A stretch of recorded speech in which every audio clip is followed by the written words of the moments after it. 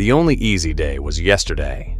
This is the motto of the world's most elite Special Forces unit, the United States Navy SEALs. It is not only the most popular Special Forces unit alongside the British Special Air Service, SAS, but the Navy SEALs have been responsible for countless operations, often blurring the lines between fiction and reality. But aside from the infamous SEAL Team 6, responsible for taking down Osama bin Laden, the United States Navy SEALs have more of these units. Today, we look at every U.S. Navy SEAL team. What are they responsible for? How do they operate? And how can you perhaps become one? And why is SEAL Team 6 so popular in the first place? Aside from the movies and the stories you've heard, it is important that we start from the beginning. Established in 1962, under the Kennedy administration, the U.S. Navy SEALs can trace their lineage back to the Second World War. However, they were officially formed after President Kennedy vowed to spend $100 million on strengthening the U.S. Special Forces. This was also the first time SEAL Team 1 and 2 became an actual reality. Was it not for a man by the name of Admiral Arleigh Burke, Chief of Naval Operations in the early 1960s, who suggested that the United States needed some kind of guerrilla force to fight against the communists, the SEALs might have never been born. These SEALs would get their first taste of combat during the days of communist Cuba, often running recon missions along the Cuban shores and gathering vital intelligence for the Pentagon.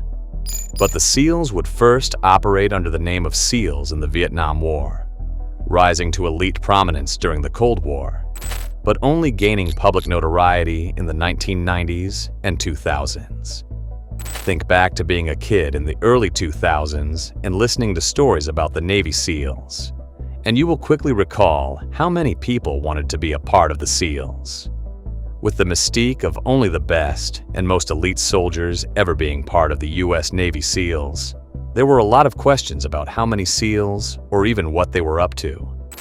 We won't fault you for thinking that there are fewer than 100 SEALs in the U.S. Navy, especially given the rigorous training they need to endure. But what you are now going to learn about the SEALs might ultimately shock you, like who is running the SEALs and how they operate, or who are the people doing the actual dirty work. The United States Navy SEALs are based on both the East and West Coast of the United States.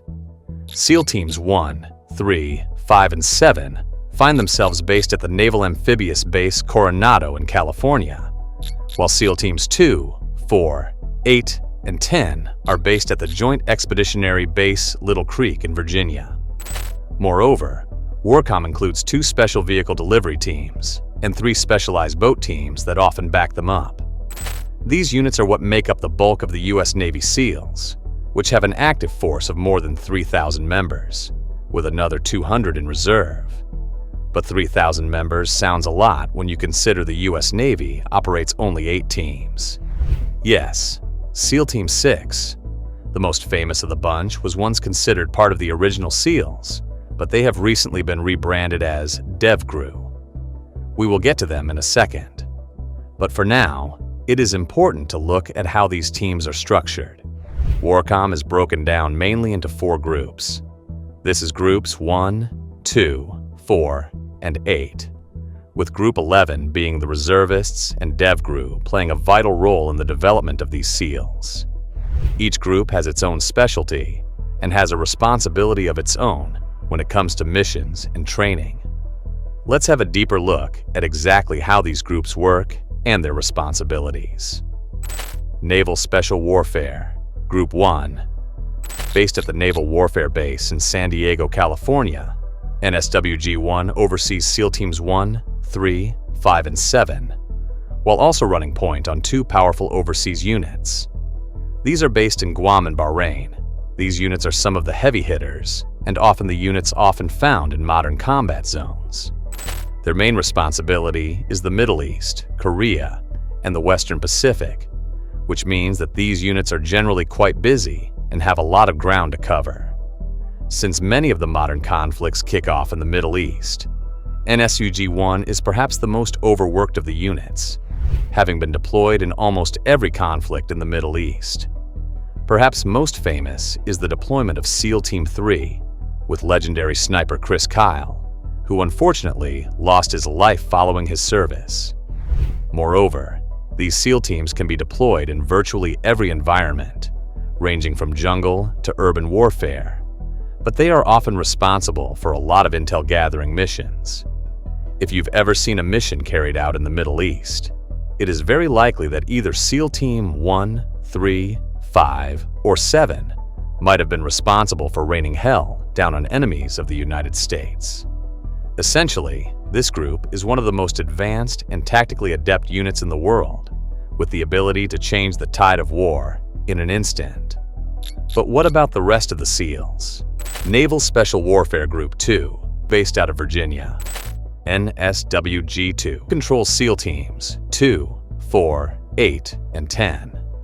While the first group focused predominantly on the Middle East and Western Pacific, this unit is deployed all over the world, ranging from Africa, Europe, the Arctic, and the Mediterranean. This unit essentially covers the rest of the world, with a very high focus on counterterrorism, which also means that this group operates in the worst of the worst when it comes to conditions.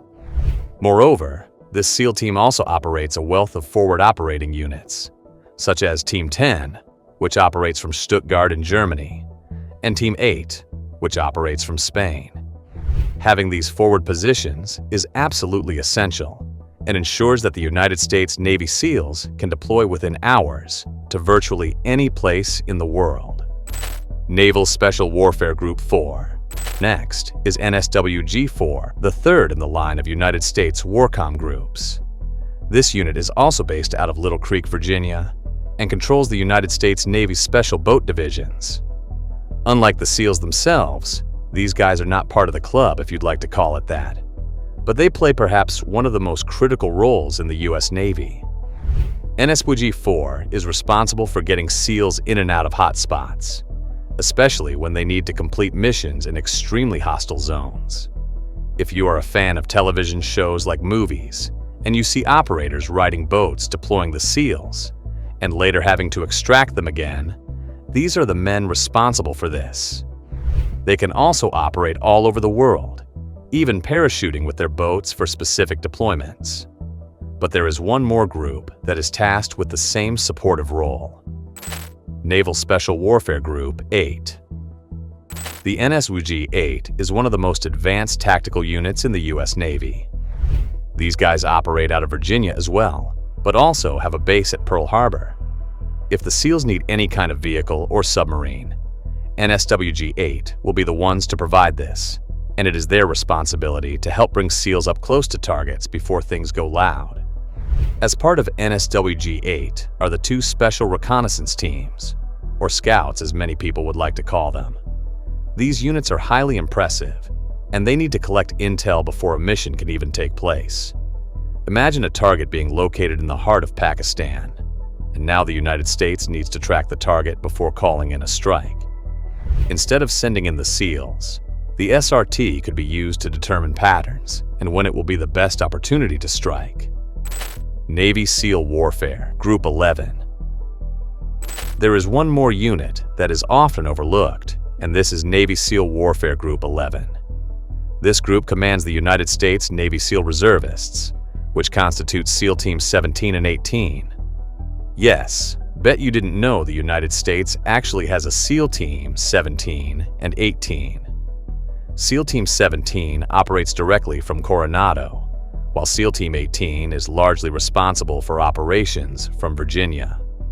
They also offer the U.S. Navy additional teams that could be useful during times of war, while training is sped up to bring newer SEALs into the fold. WARCOM Mission Support. WARCOM Mission Support is not an active U.S. Navy SEAL group, but many forget that these operators are some of the most important and often carry the most responsibility. Mission support is exactly what the name says. It supports the missions and ensures that each SEAL team is perfectly prepared for whatever is required from the mission. Mission support also coordinates strikes and is often directly in communication with the President of the United States. This was the case during the takedown of Osama bin Laden, even shown in the movies. Without mission support, the United States Navy SEALs will be unable to carry out a mission while having all the necessary tools and information. But back to the SEAL teams discussed in Groups 1 and 2. Let's have a look at exactly how these teams are composed, including task force, actual teams, and support staff.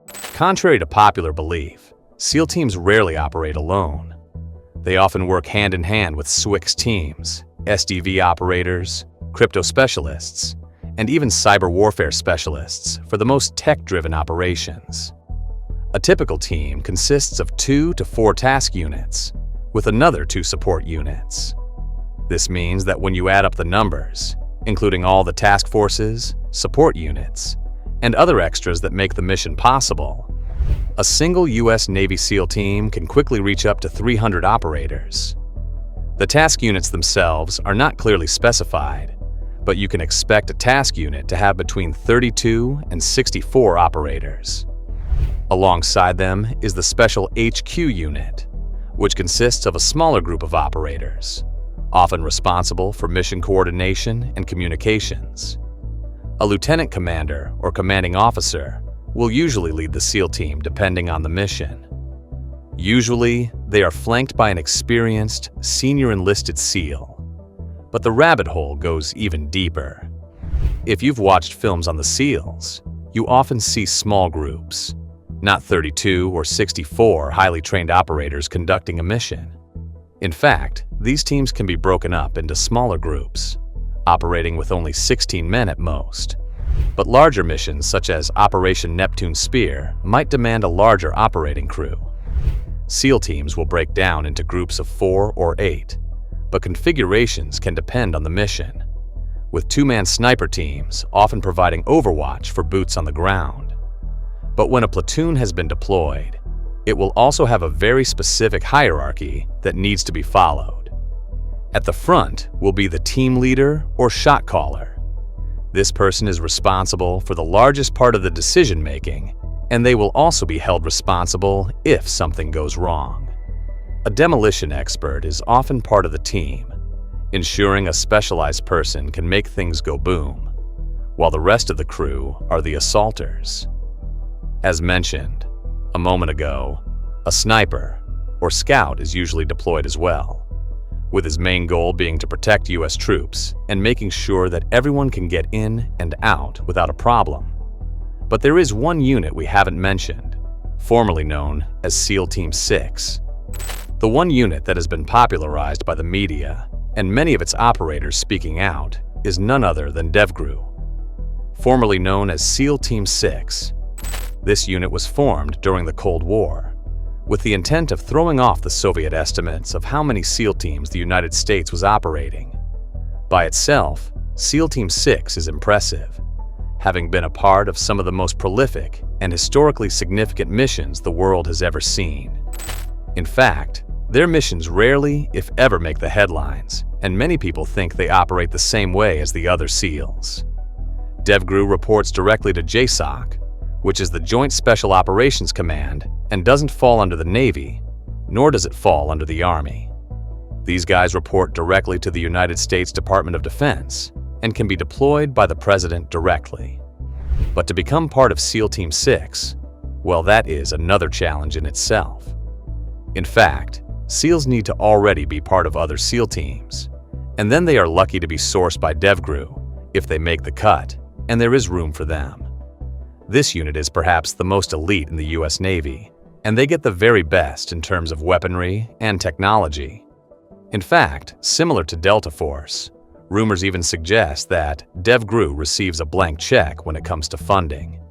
It is highly unlikely that DevGRU will be deployed unless it is absolutely essential and there is no one else who can do the job. In fact, SEAL Team 6 was responsible for neutralizing Osama bin Laden during Operation Neptune Spear. But if you had to choose which SEAL team you would have joined, which one would it be? We would love to read some of your comments and see whether or not we agree. Please make sure to like this video and subscribe for all your Navy content.